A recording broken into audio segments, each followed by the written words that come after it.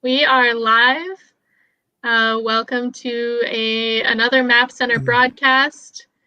We're just starting out. It is almost noon. Oh, it's noon now. So we are just going to wait for a couple people to trickle in, and then we'll start our program, which is Boston by Map today. I can introduce myself before everyone gets here. That's okay. My name is Rachel Mead. I'm the Public Engagement and Interpretation Coordinator at the Map Center. And this is Dennis McCarthy, who's a volunteer with the Map Center, has worked here longer than I have. And we are super happy to be bringing you this South End focused Boston by Map program today. So yeah, maybe I'll start with a brief land acknowledgement. Before we begin, I want to talk about the fact that we work on, we live in, and we're discussing land that was traditional and ancestral land of Native peoples. What's now the city of Boston, European settlers called the Shawmut Peninsula, but before that, Algonquian speakers called it Mashawomek. It was and is still home to groups including the Mashpee and Aquinnah-Wampanoag tribes, the Nipmuc nations, and descendants of the Massachusetts people. Today, we're talking about land that we call Boston, but it's been home to tens of thousands of people before that for tens of thousands of years, in a time before it was called Boston. So all of the kind of place naming that we do today is, we want to recognize that it's relatively new. The collection of the Leventhal Map and Education Center includes maps that reflect or were direct tools of colonial expansion and native erasure and dispossession, especially the urban atlases that we're going to talk about today, which discuss and record property ownership in the 19th and 20th centuries, which is a time that's often thought of as long after colonization in New England. But colonialism is actually an ongoing process in the times these maps were created and today. This land acknowledgement is really just an acknowledgement, but we hope it becomes a seed for change in the ways that we interact both with our land and the legacy of settler colonialism. If you've never taken a look at it, I really recommend this mapping project called Native Land. I'll drop it in the chat, in the comments, native-land.ca, which is a digital mapping project that can show you kind of what, whose land you're on, the languages spoken there, and the treaties that have to do with the land that you're on. So if anybody wants to drop in the comments the lands that you're on, if you're not in the Boston area, that would be great. We are going to be monitoring the comments today, so if you have questions, if you have comments, if you have anything else that you want to communicate to us, you can drop it in the chat and we'll see it. We do want it to be kind of participatory, so yeah, that's my spiel. Dennis, would you like to start? Yeah, let me get my title slide up. There we go. Can you see that now, Rachel? Yeah. All righty. So today we're going to talk about history through maps and telling the story of Boston's history using historic maps and atlases.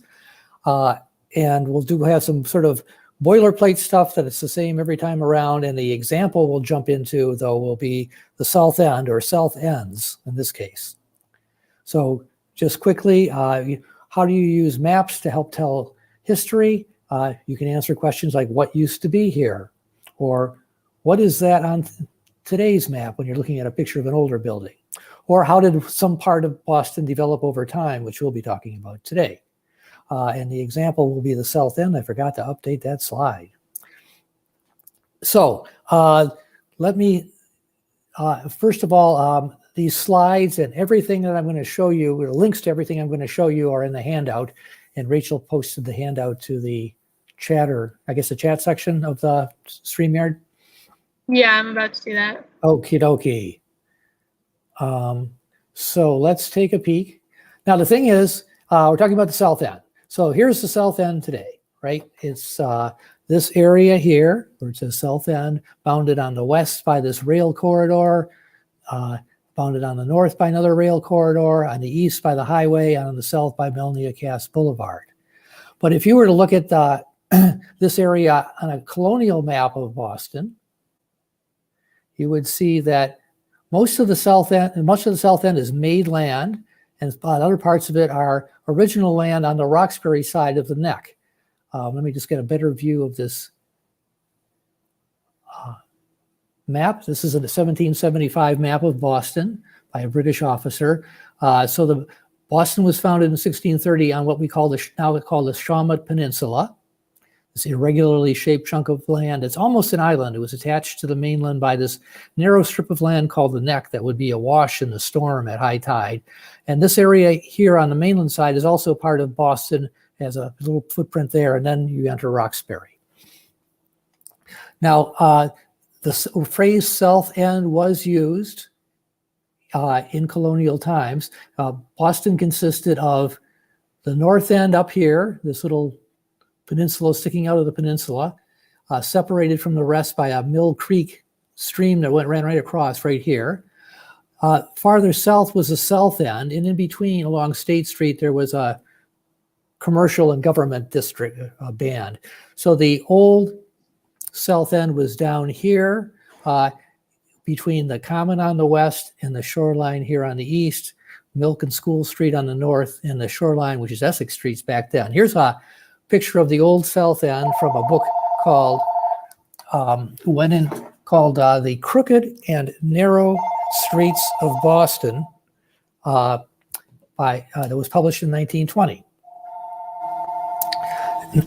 Now, the character of this, early on in colonial times, most of the people lived along the eastern shoreline where the waterfront was and all the shipping and jobs were there. So as we went inland, here's the author's characterization of the South End. It was like a very large village, a great measure devoted to gardens, residences, and large houses of the rich and fashionable. What happened was so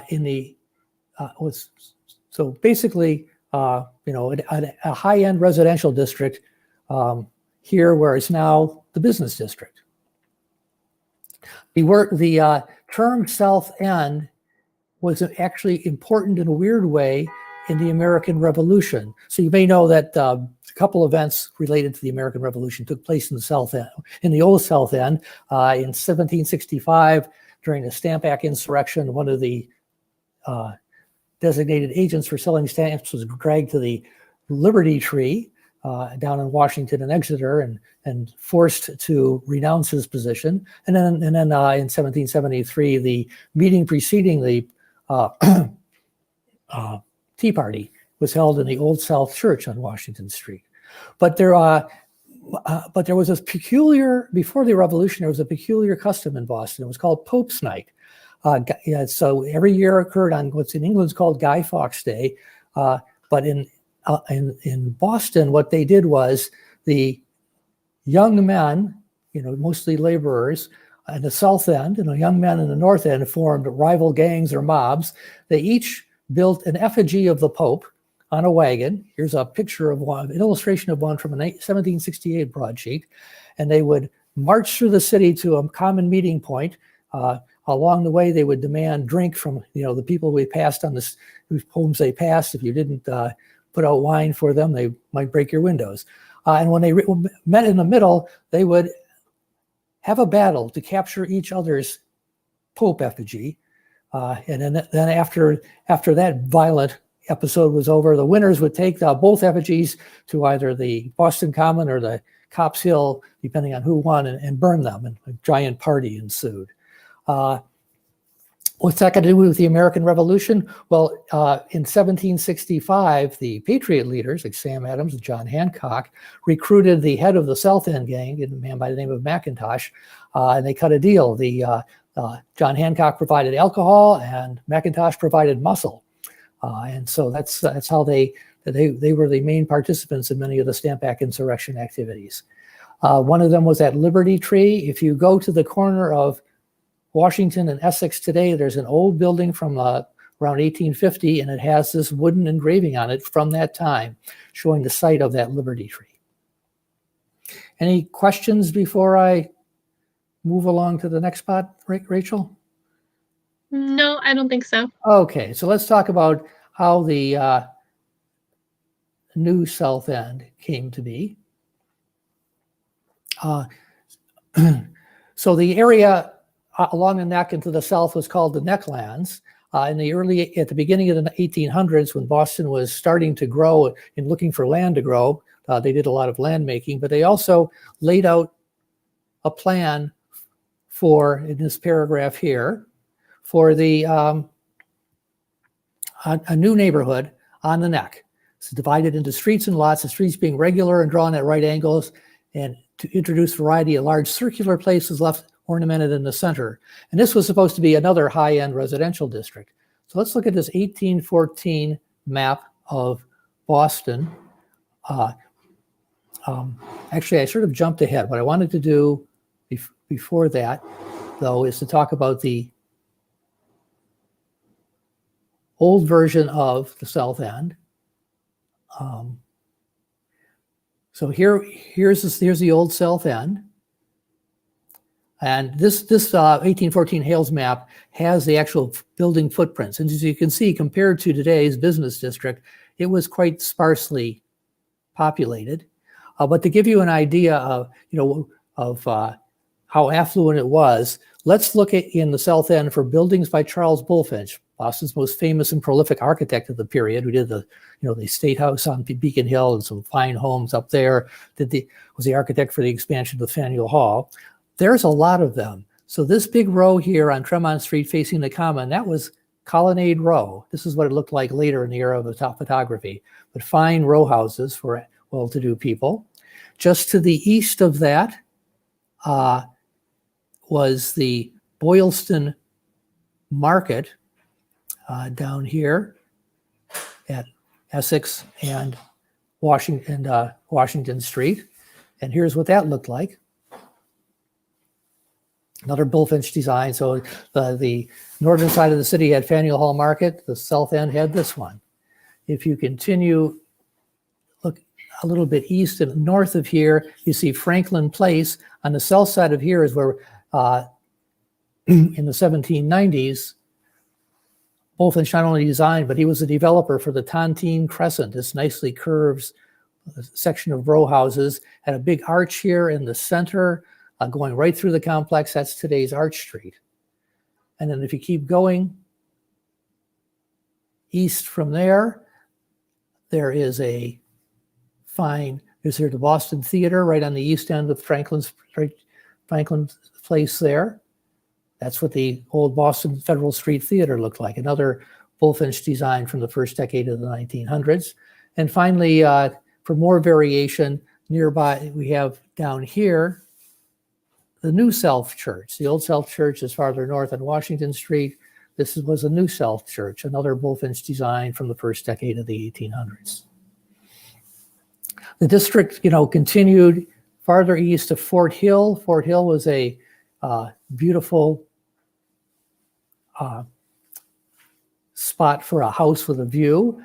Let's take a look at this. This is what it looked like from the top of Fort Hill. Again, large homes, widely spaced, and even cattle grazing here. Nice touch. There's a book was published in 1838 by a man from Philadelphia about his trip to Boston, and it talks about what a fine area this was. He particularly liked Summer Street. And Summer Street on both sides is lined with shady front yards and green space. Is decidedly the handsomest street in Boston. Town and country seem married to each other, and there's no jar between the husband and wife. It is a harmonious union and a source of many pleasures. Not what you would think walking down Summer Street today. But this version of the South End was slowly going away. First of all, if I go back and look at the map, the first thing that happened was it was encroached from the east by Irish immigrants. So in the late 1840s, the Irish started arriving with the famine. The Irish started arriving in large numbers. Many of them settled along the coast, along the shoreline here where there were jobs. And eventually, and that sort of caused the affluent people to move out of here. Their homes were subdivided into tenements, and the nice green space between the homes was covered by hastily erected wooden shacks. So that was that. Meanwhile, on the north side up here near along Milk Street and later Franklin Street, the commercial district from the north is expanding and encroaching on here by the north, encroaching into here. Franklin Place, where the Tontine Crescent was torn down in the late 1850s to make way for this set of commercial buildings designed by Gridley Fox Bryant. The final, the final nail in the coffin was the Great Fire of 1872. This is a map from 1873 that shows the extent of the fire. This is this is the south end from Milk Street all the way down past Summer Street, from Tremont all the way to, from Washington all the way to the waterfront. And so that was sort of the end of the south end there. I forgot to bring up this wonderful quote at the beginning, but let me just go down here. Whoop. Excuse me. This is a quote from Walter Muir Whitehill, who wrote the Topographical History of Boston. That has a lot of information on here, but he talks about how you could squander a considerable amount of time and effort in trying to figure out when the name South End moved from the Chalmette Peninsula to the Necklands. He says, he uses 1850 just for the purposes of his book as an arbitrary figure. So that's the old South End. Now we're going to zoom over to the new South End.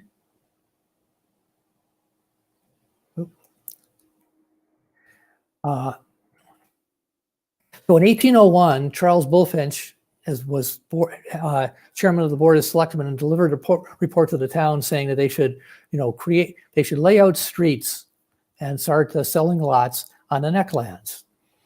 If you look back at this map, it has its little inset here, which shows that plan for the Necklands. Here's the narrowest part where the gate was at Dover Street. There's some houses along this section of what's now Washington Street.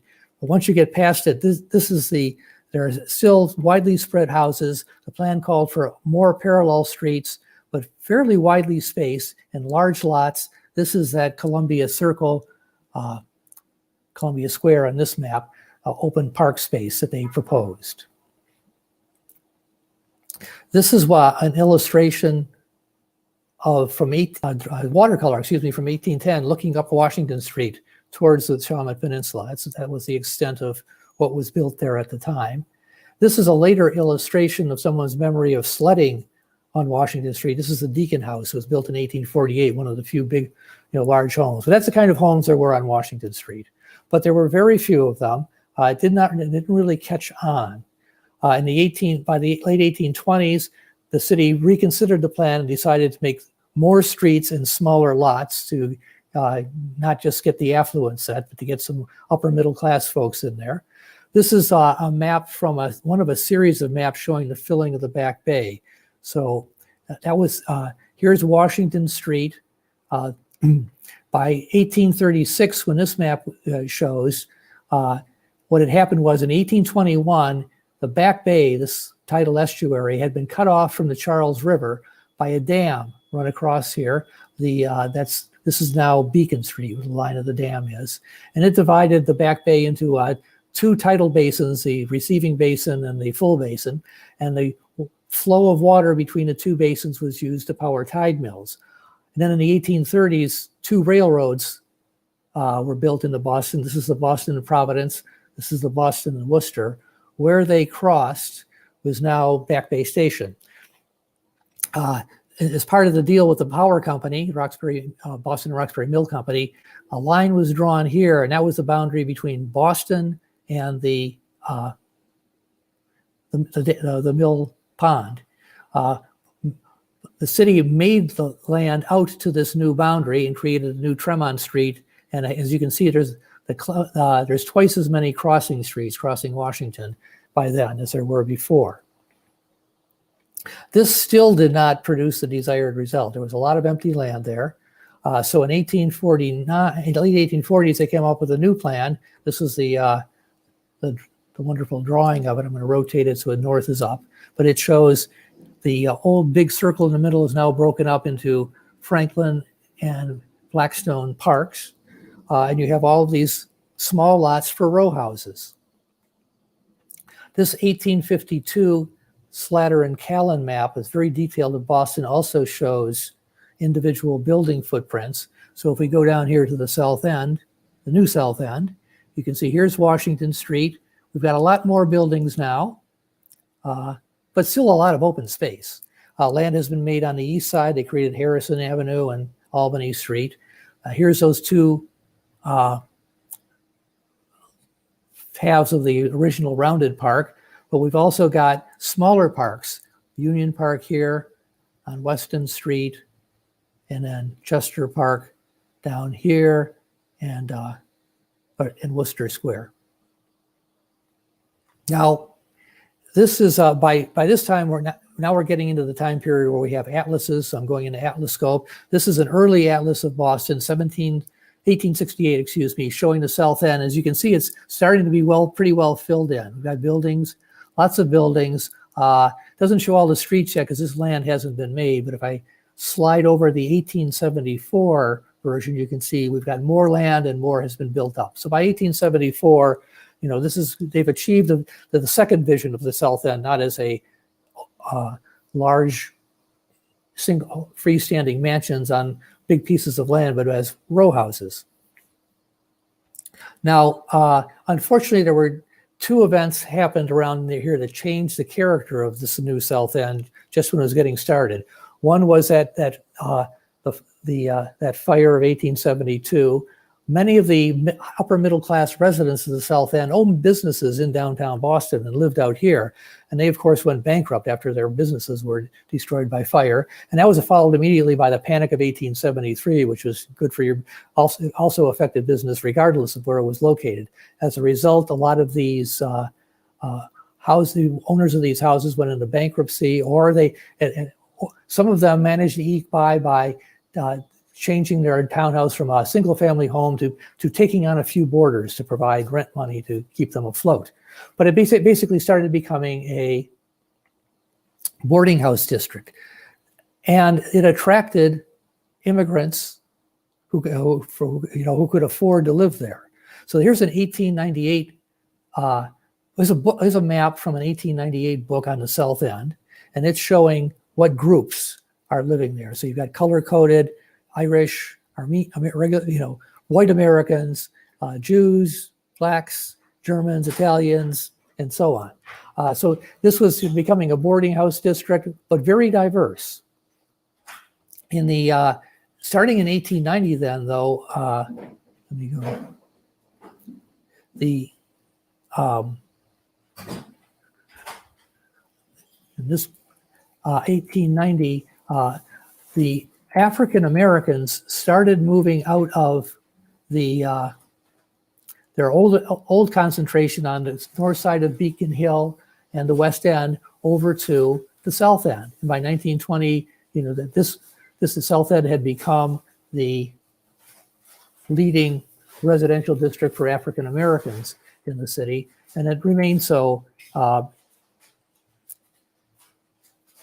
through from 1920 to 1960. So until 1920, you can see this area in the South End and parts of neighboring Roxbury where they lived.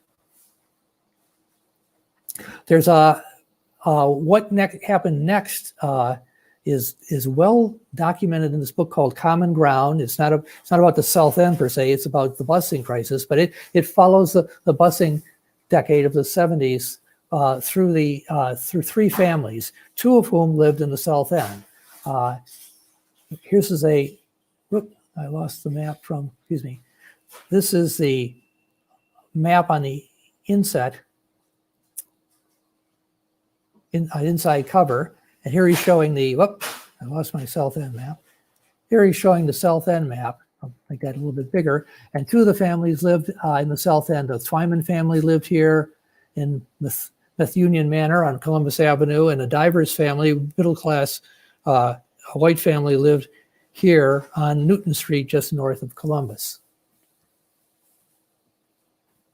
And one of the things is, so they give a lot of the author, when covering the Twyman family, talks about the background of African Americans in Boston leading up to those years, and also talks about, in the case of the Divers family, gentrification. So this is an old painting of Boston from 1885. Here we're looking up Columbus Avenue towards downtown Boston. This is Appleton Street.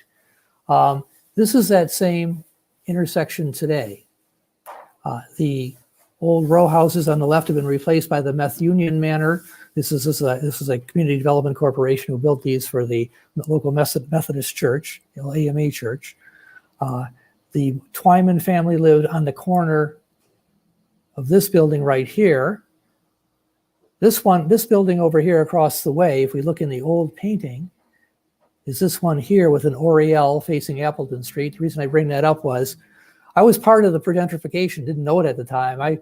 Me and a friend moved into this apartment, and this oriel was our kitchen in 1980, and the south end was transforming from what it had been to what it is today, which is a relatively affluent area, as is, as this happened with most neighborhoods near the middle of Boston.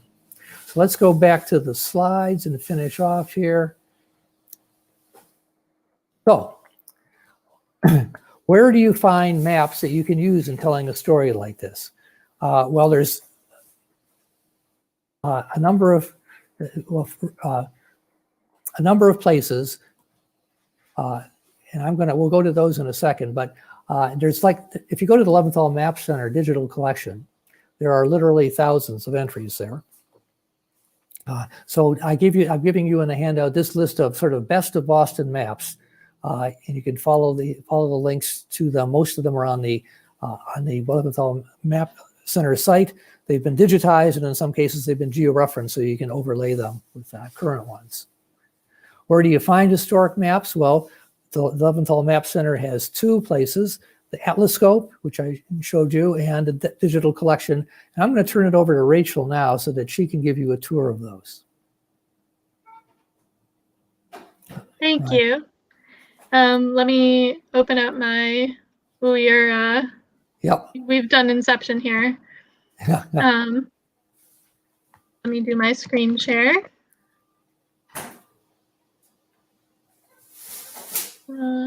Share.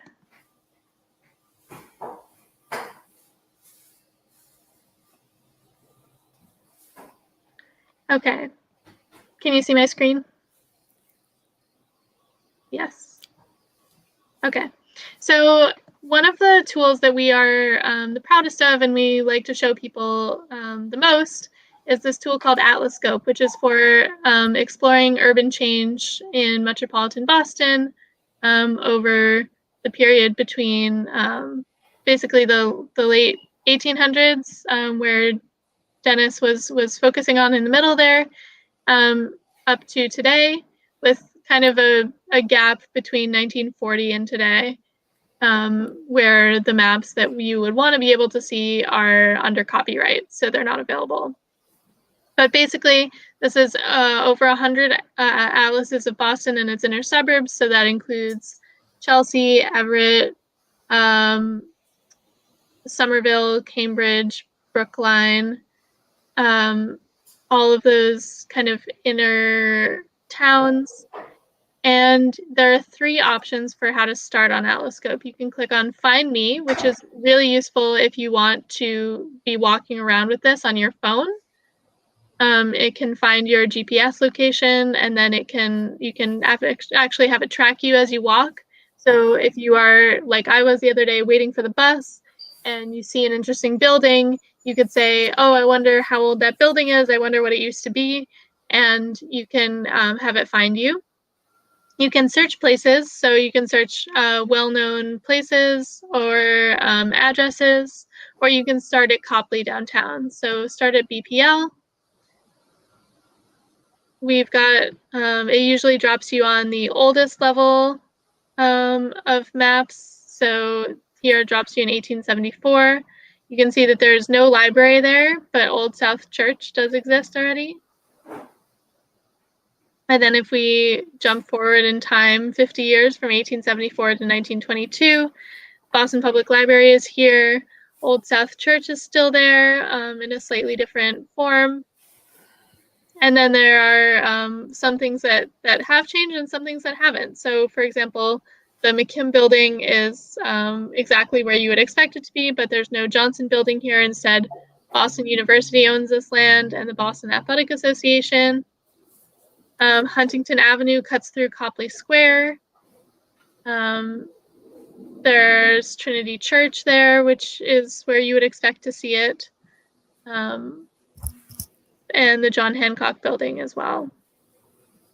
So this is a really fun tool, especially for doing historical geography research and genealogical research. If anybody has questions or wants us to look at specific locations, please drop them in the chat. The other thing that I want to show you, though, is Digital Commonwealth,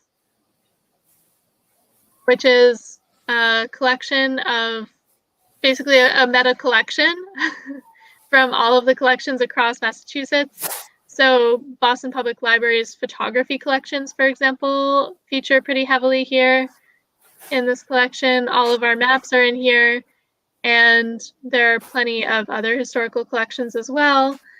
Something that I particularly love is that there are letters from W.E.B. Du Bois in here that are really useful, and there's a lot of them. There's also something that you always come across that are issues of the Liberator. I feel like no matter what I search in Digital Commonwealth, issues of the Liberator come up, somehow being relevant. So this is a really great tool for searching all sorts of Massachusetts collections at the same time. I'm sure that Dennis got some of his photography from Digital Commonwealth for this presentation, and I always do as well. And then the last thing that I want to show is our collections page. So if you go to collections.leventhalmap.org, it'll take you to our digital collections portal. You can search pretty much anything here. So let's see. But if you search Boston, for example, you're going to come up with thousands of maps. Here it says 7,969.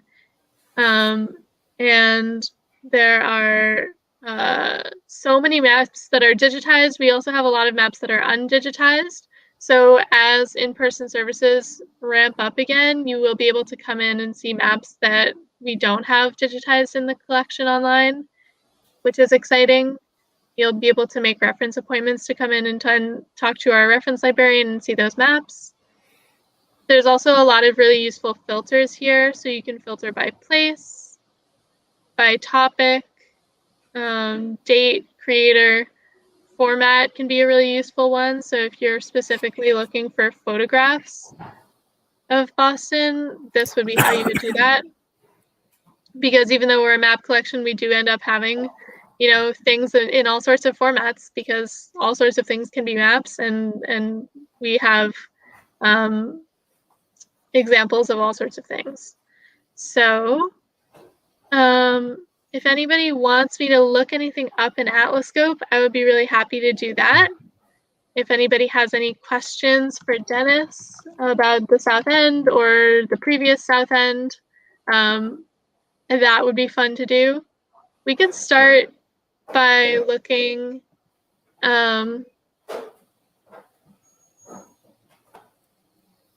just kind of exploring the South End.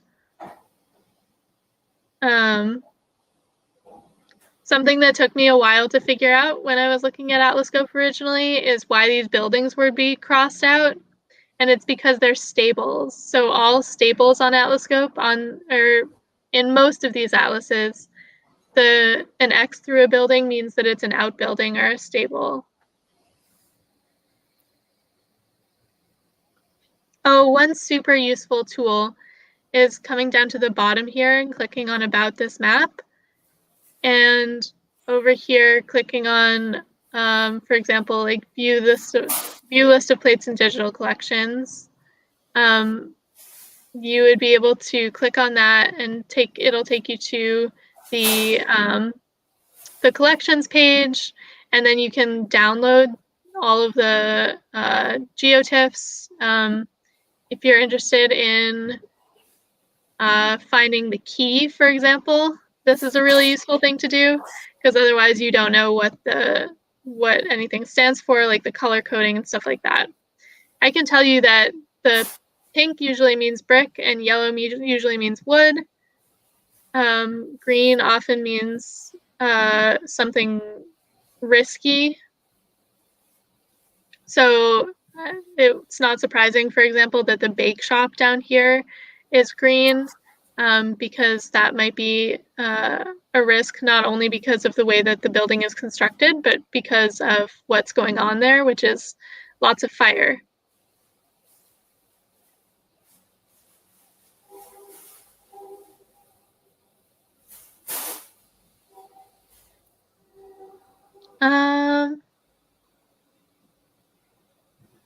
Another thing that I really love about Atlascope is looking at churches and other things like that, because I think that they can tell you a lot about the character of a neighborhood and like what type of people are living there. So you can find out, like, for example, based on what type of churches are in a neighborhood, maybe what immigrant groups have recently moved to a neighborhood, or who is like more established than other people in the area. That's a good one, Rachel. Could you go over to Newton and Columbus? Where was it? Newton's Columbus Avenue at Newton's, near Newton Street, or between Newton and West Canton. So if you head back to the library to Dartmouth Street, that's the easiest way to get there, I guess. Sorry, I don't know what any of these streets are. All right. Go back to the library. Okay. And head down Dartmouth. Yeah, is there a way to go? Yeah. Yeah. Yeah.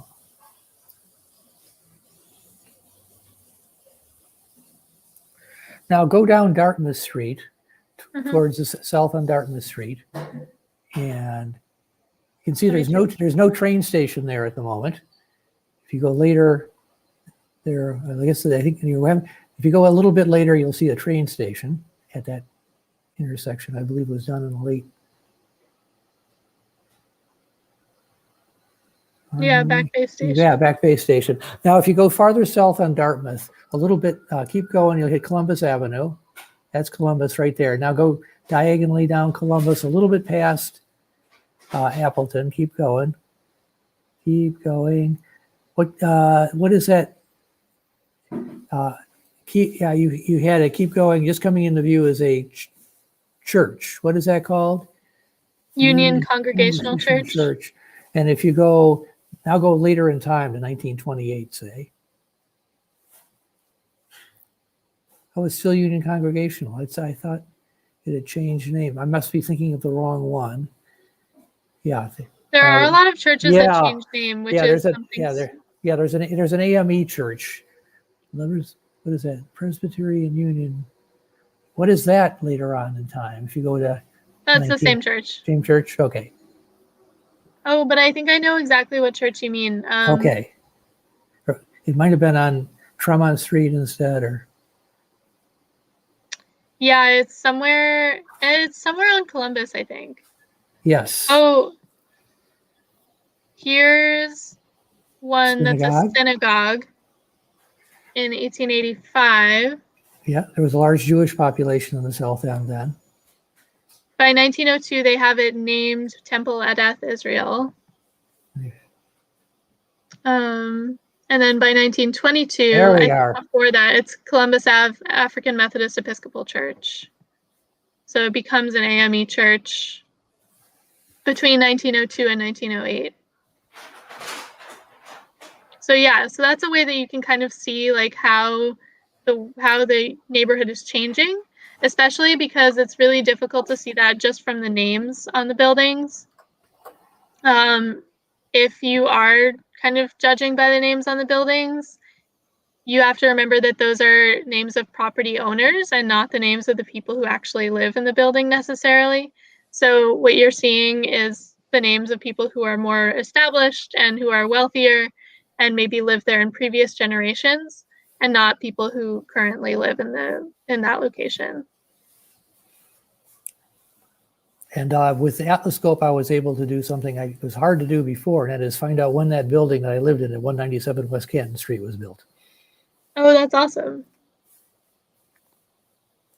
Yeah, that's something that's super interesting and something that I really love doing as well, is looking at when buildings were built and when like at least the first time that they come into being on the maps is super interesting.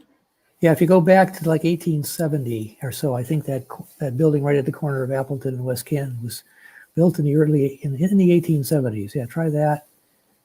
So it's there next to the school in 1874. If you go back one from there, this shows there being a building there. No name on it though, so maybe it's under construction or planned at that point. Yeah, hard to say if it's the same building too. That's one thing that is difficult with Atlascope, and something that I've done to I can't find it. Well, there is a really good website that I've used a bunch, which is the Boston City Permits website, which you can find the historical permits going back to like the early 20th century on a building. So you can find out like who owned it, what kinds of changes have happened to the building over the years, things like that. So like when were the gas lights taken out and electricity put in is a big one.